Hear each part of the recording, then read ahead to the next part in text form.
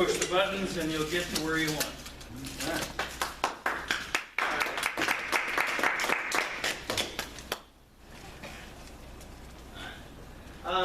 Just to say, this is basically much more for my benefit than it's for your benefit. When I first got here, I think it was about 8-9 years ago, I was scared. I didn't want to confront anyone.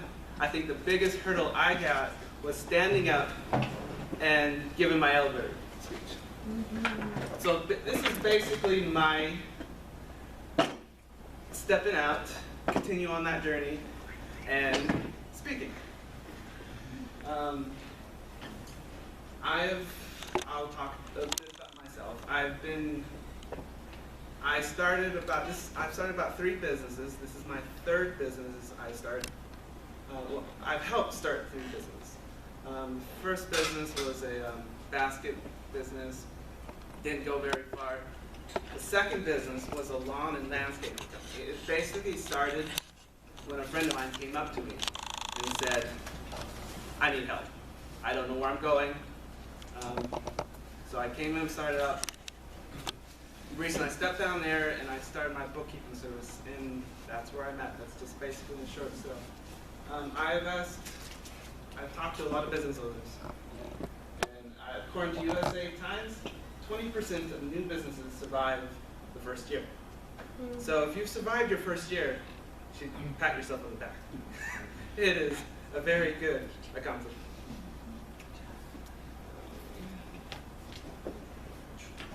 From the 1 year program. All right, well, I'm going to ask you guys, I'm still learning, and some of you probably still in your first year, in your second year. What was the biggest obstacle you had in your first year? This is where yes? That's because income, bringing in income. Income. Anyone else? Even before that, you got to bring in customers. So if your core network market contacts are small, it makes it hard because you've got to sell to them and build up your marketing efforts. Yeah, go ahead. Okay, a plan to be able to attack that particular market that you're after. Yes, Mandy? I think for me it was not realizing that I needed to make myself my first client and really take care of myself before I started trying to take care of other people. Yeah, go ahead. Set up a calendar. Set calendar. So good stuff. A lot of the financial surface stuff. I also Have another one. go ahead. Sorry. Go for it. Go. Oh, I have one more.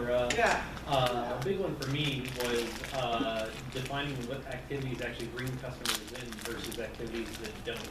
Because I could spend a lot of time doing things that like tweaking my website and stuff. Yeah. That's not actually going to do a lot until I'm contacting people. So. Yeah. Well, my husband and I actually have a small business. We started about 20 years ago. And I think it's a service-based business, and I think integrity, you say you're going to do something, you do it. It's a pressure washing and parking lot striping company, and that particular industry is very, and it's a side job for him, it's just an extra little business. The reliability of some of those types of service providers and professional equipment and that kind of thing. So start small, do what you say you're going to do, and word of mouth is what helped his business really grow. I've learned that another obstacle is the fear of unknown. You're stepping into new territory. You don't know what it's going to look like. So it's the fear of the unknown. Thank you so much. I love to learn more. Personal growth. We got fear. Shannon always talks about how to dress. Dress for success. How you communicate. Basically, knowing how to open yourself up. When you're coming into a networking group, don't close yourself out, but open yourself out so people, when they come up, they feel free to talk to you. And they see that or interested in what they want to say.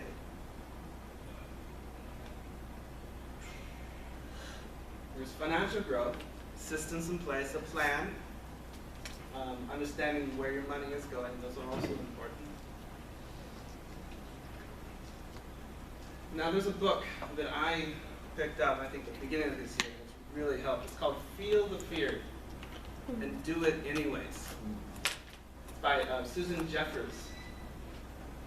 I'm just going to go through 5 truths of fear.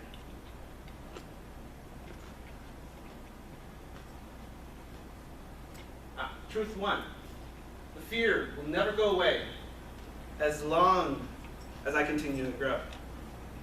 I have learned, even though I step out, even right now, I come up and my heart's racing.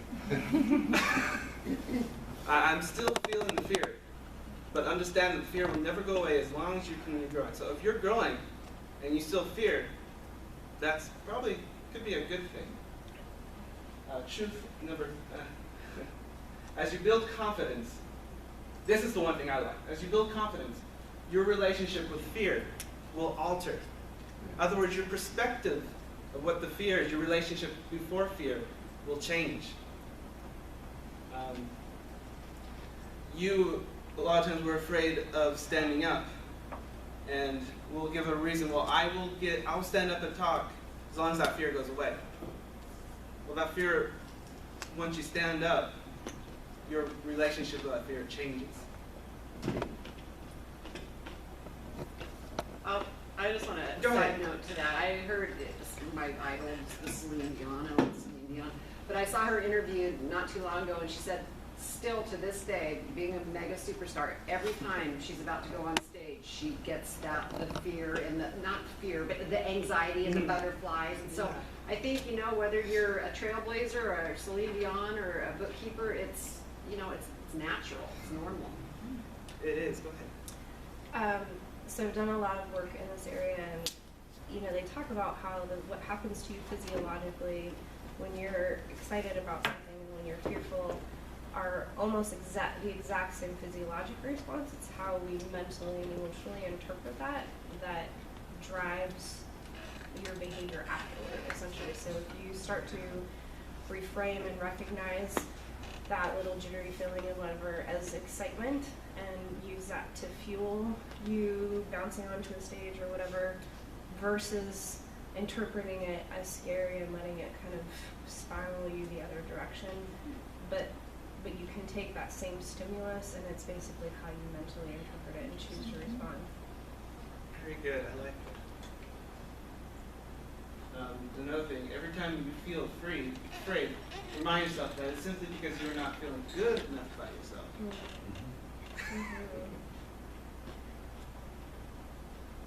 Truth number 2, the only way to get rid of fear is to do something, go out and do it. Because that's basically how you're going to get over it. The stepping out of your comfort zone and doing it. I remember as a bookkeeper, I always postpone or procrastinate everything. I'm going to say, I'm going to do it as long as I feel no fear. As long as I feel like it, I'm going to do it. Well, that doesn't work because that never goes away. As long as you step out and feel the fear and do it anyways, your relationship with that fear changes. It alters. Truth number 4, the only way to feel better about yourself, what I was just talking about, is of course go out and do it. Truth number 3, there we go. This is one I like. Not only am I going to experience fear whenever I'm on unfamiliar territory, but so is everyone else. I mean, knowing that you're not alone. When somebody comes up and gives their elevator speech, sometimes when you go up, you're thinking, you isolate yourself, and you're thinking, I'm the only one that's feeling this fear. Everybody else seems to have an outgoing personality, and I'm an introvert. But not true. The more you talk to other people, and the more you communicate, you realize that you're not alone. Go ahead. And I thought it was good of you to start out so honestly about how you feel. Yeah. Because that really, I think, makes you more open to us listening, because we've been here too, and you're just admitting that. It's Yeah, good. yeah. Just another point on the journey. I was reading The Field of Fear, and she says a section where she was a teacher, and her first time going to a class, and she got up and she was scared to death the first time. But the second time she came up, it got easier and easier because she realized all the kids were wanting to learn. And some of them, and Which it was classroom was that? Yeah, it was I was a class. high school English teacher. There were a few real tough ones after There is here. some truth. Just preschool. I was probably one of those kids. But yeah, but so is everyone else. Knowing that you're not alone, and that you don't have to go out of this alone. A lot of these, I was a business owner, and I sat down and I thought, oh, I gotta do everything. I gotta do bookkeeping. I gotta do marketing. I like bookkeeping. I gotta do marketing. I gotta do networking. I gotta get out. I get.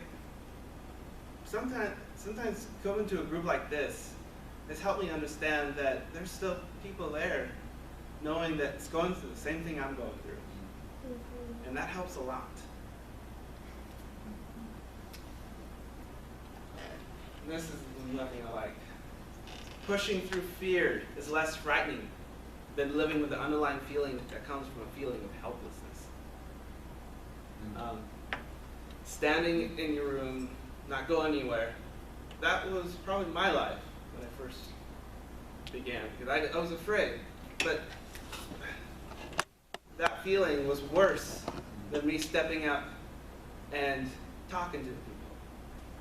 Once I got that out, I realized the feeling of helplessness was more than the feeling I got standing up and talking to you guys. And financial fear, like I said, I'm a bookkeeper. A friend of mine who's going through hard stuff, and I posted up, hug a bookkeeper. You need a hug? I'm here for you. Financial fears. You should make that into a t-shirt. Yeah, your marketing. Actually, I'm thinking about getting a backpack. Yeah. Put the words in the back, hug a bookkeeper. Have somebody that can We, help you. we know a guy that does a t-shirt. Financial fears, do I have enough to pay my expenses this month? Those are fears. I've had that fear. Even as a bookkeeper, I still have that fear. Am I charging my clients enough? I've had some people come up to me, am I charging enough? Am I giving enough? Am I making my service worth my time? One of the things I say, fears, how well should I be doing the first year? People come in, I just let them know, you know what, your first year is going to be tough. You're going to have some obstacles, personally and financially. But just keep pressing in, keep going out there talking to people. Do I have my ducks in order? How do I keep track of my ducks? Whatever kind of software you have, YNAB, you have Xero, QuickBooks, or just a simple spreadsheet. Simplicity is key in recording your finances. Don't go overboard. Just basically your revenue, your expenses, what is left over. Just keep that basic. You don't need to continue.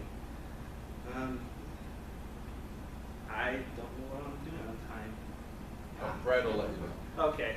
Well, because I am pretty much knowledge.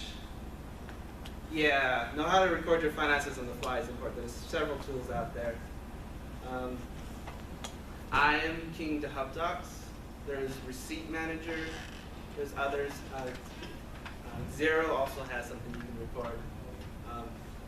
Learn how to do things on the fly. Because Are they apps on the phone? yes, HubDocs is on the phone. Receipt Manager is on the phone. Xero is on the phone. I use Expensify. Expensify, I've heard of that. Have you ever used Everlance? That's a new one. Because it does mileage and receipt tracking for Everlance? $5 a month. I'm playing around with their Yeah. free version right now, but I will take a look at that. But that's interesting. it also has a way where you can enter your bookkeeper's email Hmm. and have them linked to your Everlance account, which is kind of cool. Nice. Nice. All right, well, that is mine.